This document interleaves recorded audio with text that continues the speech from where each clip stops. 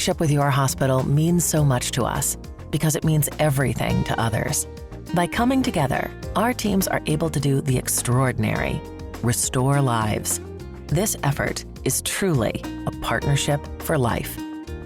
Welcome to the Arora New Nurse Orientation. You may have heard or seen a little about organ, tissue, and eye donation, maybe from your favorite medical drama, other medical professions, or even myths from friends or family.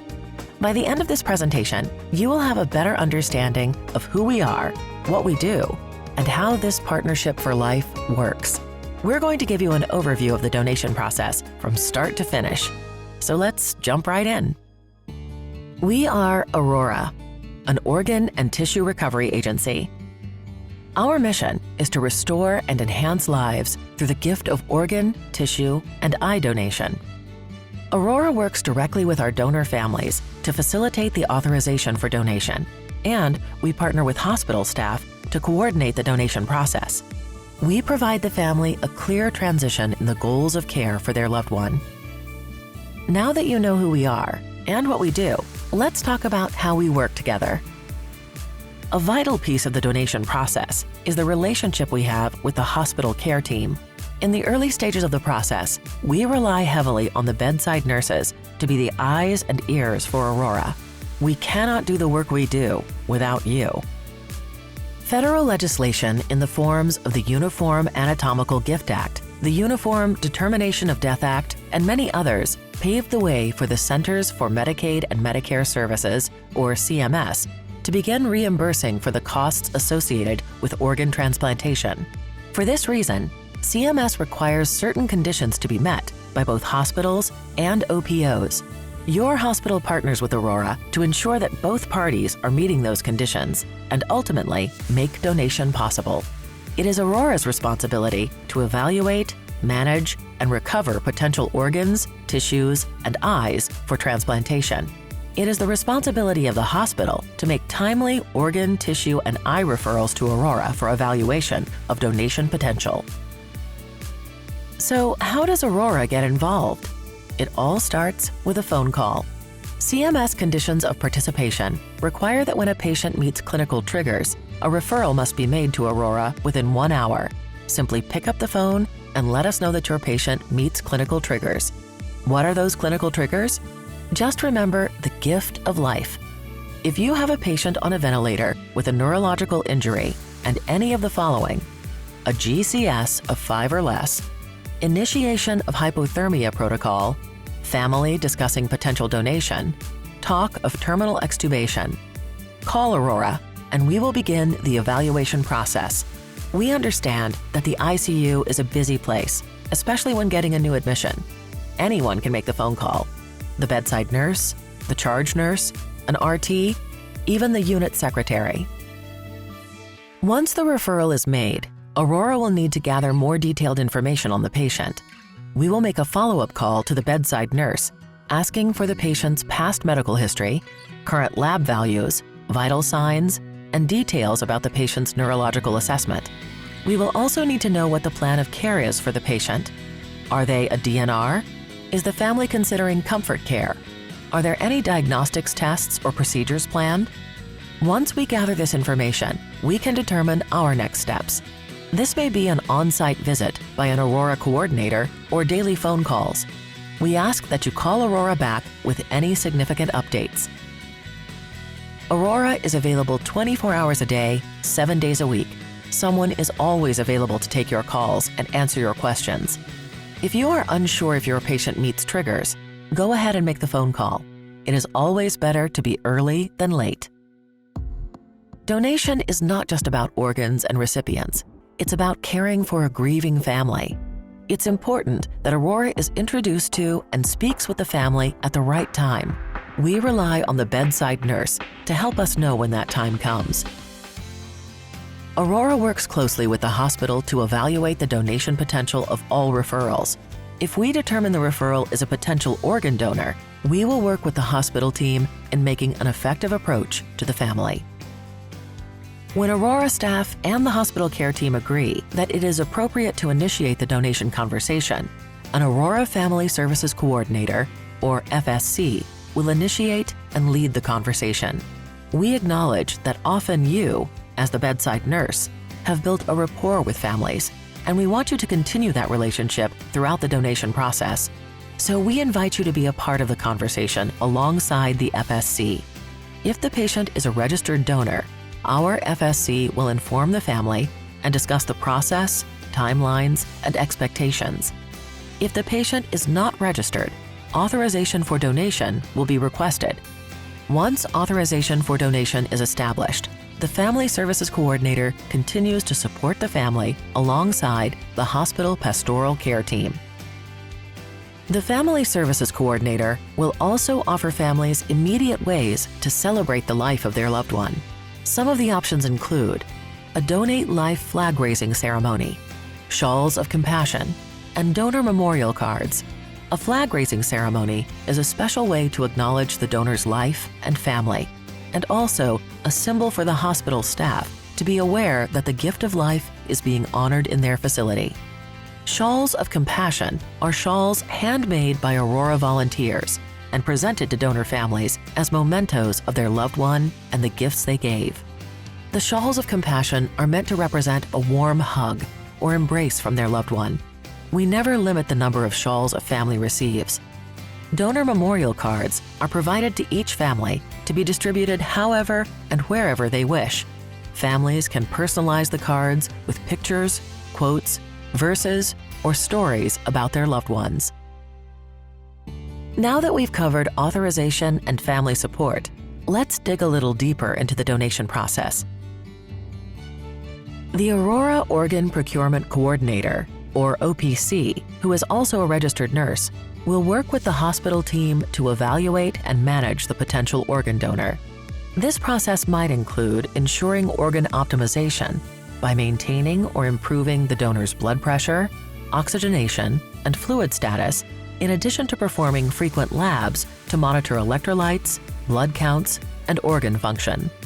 In order to fully evaluate each organ, additional testing may be requested. A chest X-ray or a CT scan may be helpful in determining if lungs can be transplanted. An echocardiogram and a heart cath provide valuable information for a transplant team. Aurora will also complete specific testing for infectious diseases prior to organs being recovered. Aurora will gather information into our own electronic medical record system. Aurora will then work with UNOS, the United Network for Organ Sharing, to follow the national policies for organ allocation in the United States. This involves a process to securely share information about the donor to potential transplant teams across the country. The allocation process largely occurs electronically. For this reason, the OPC will be receiving many phone calls, text messages, and emails to coordinate all the moving pieces, including allocation, schedule coordination, and logistics of transportation. Once all teams involved have accepted organs and agreed on an OR time, Aurora's Organ Procurement Coordinator will confirm and officially schedule the OR for organ recovery.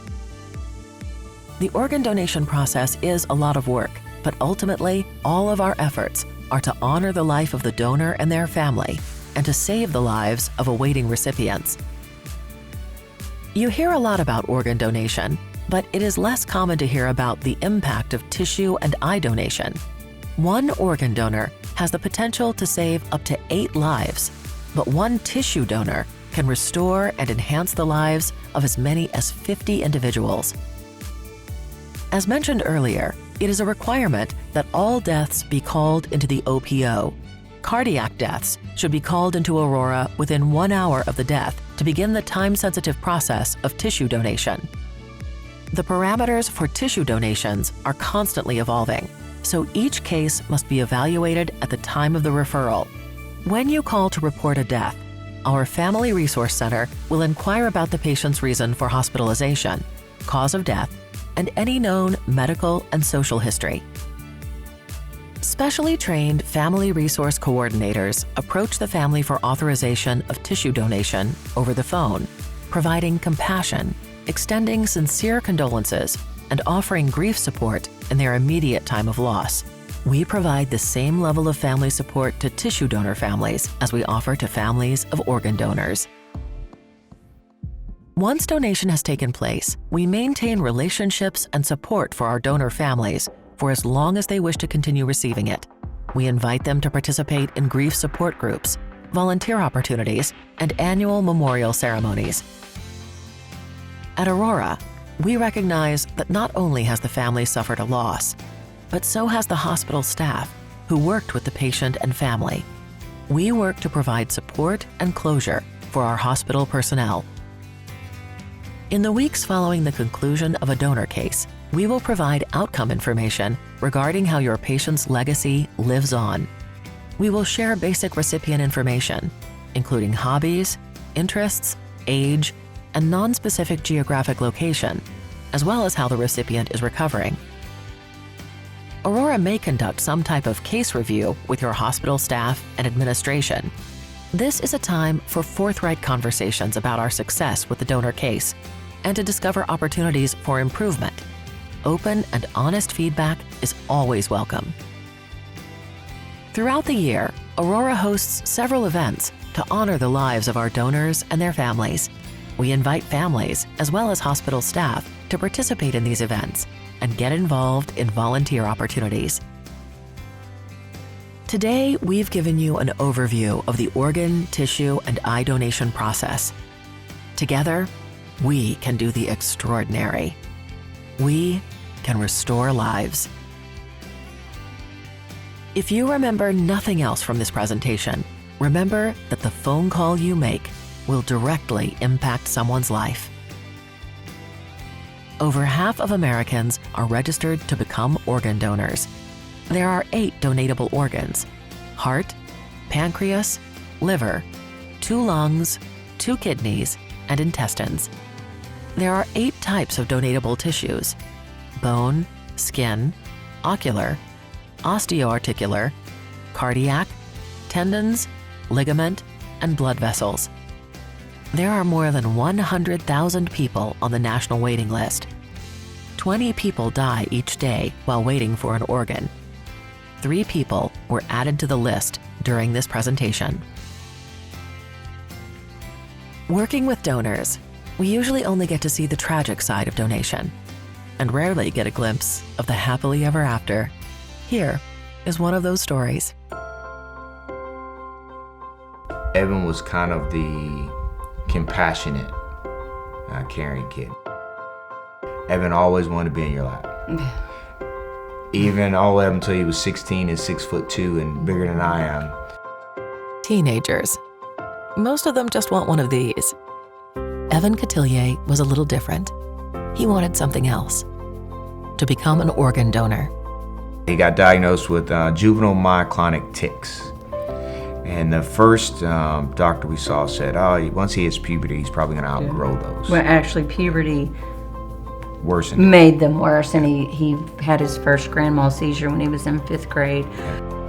Because of his epilepsy, Evan knew he'd never have a driver's license. Without a license at 16, he worried about how doctors would know his wishes.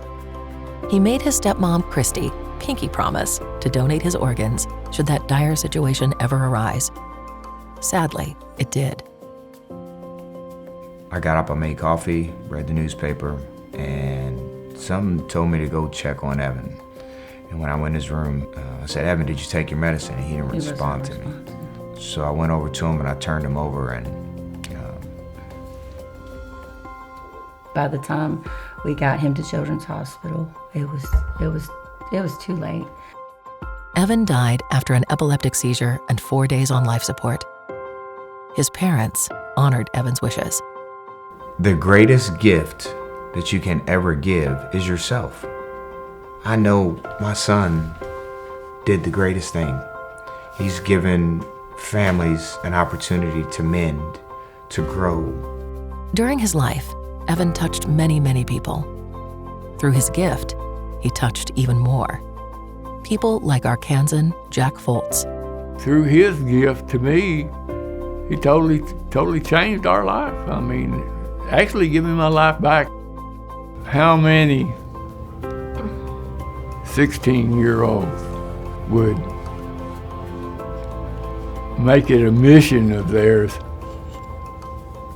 to talk to their parents and keep after their parents so that he could be a donor. Very few, very few. That speaks volumes of this young man. Because of who he was, what difference that he has made, not just in my life, but others, a tremendous difference. Arora exists to help Arkansans by maximizing the opportunities for organ, eye, and tissue donations in the state. We work to educate people here about the importance of donor registration, and we help restore lives by recovering organs and tissues for transplant. We appreciate your continuing support of organ and tissue donation through Arora. Without you, we couldn't do the important work of restoring lives. And because of you, honoring the lives and wishes of someone like Evan is possible. I'm so proud of him. So proud of him.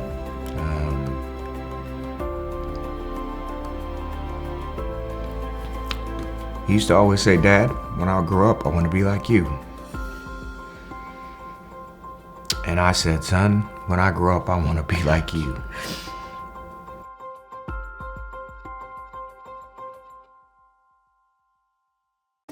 Thank you for helping Arora restore lives through the life-saving and life-restoring donation of organs and tissues.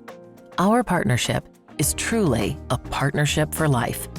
If you have any questions or additional needs, you may contact us at dd@arora.org, 800-727-6726, or contact your Donation Development Liaison